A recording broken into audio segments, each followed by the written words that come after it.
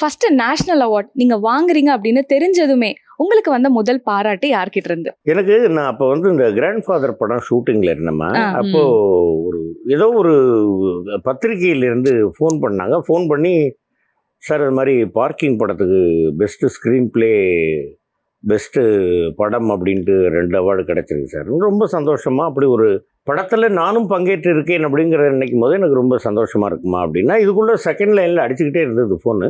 அப்போ நான் இது கட் பண்ணோன்னே அதை எடுத்து பேசும்போது, சார் பார்க்கிங் படத்துக்கு அவார்டு கிடச்சிருக்கு, அதை பற்றி என்ன நினைக்கிறீங்க? ரொம்ப சந்தோஷமாக இருக்குமா, இப்போ தான் சொன்னேன். ம். நல்ல ஒரு பெஸ்ட்டு ஸ்க்ரீன் ப்ளே, பெஸ்ட்டு படம் அப்படிங்கிறதுக்காக 2 அவார்டு கிடச்சிருக்குன்னு சொன்னாங்க. இல்லை சார் 3 அவார்டு சார், உங்களுக்கு பெஸ்ட்டு சப்போர்ட்டிங் ஆக்டர் அவார்டு கிடச்சிருக்கு. அப்படியேம்மா ரொம்ப சந்தோஷமானு. ஏன் சார் இப்படி சொல்கிறீங்க? வேறு எப்படிமா சொல்லணும்? நான் இந்த யாஹூன்னு கத்துறதுக்கெல்லாம் எனக்கு அதுக்கு இல்லை, அந்த மாதிரிலாம் ஒரு இது இல்லை. ரைட், கிடைச்சிருக்கா சரி. இவ்வளவு நாட்கள் நம்ம இந்த இண்டஸ்ட்ரியில் வந்து பெருசாக சாதிச்சிட்டோம் அப்படிங்கிறதுக்காக கொடுத்துருக்காங்கன்னு நினச்சாக்கா அது தப்பு. அப்படி கிடையாது.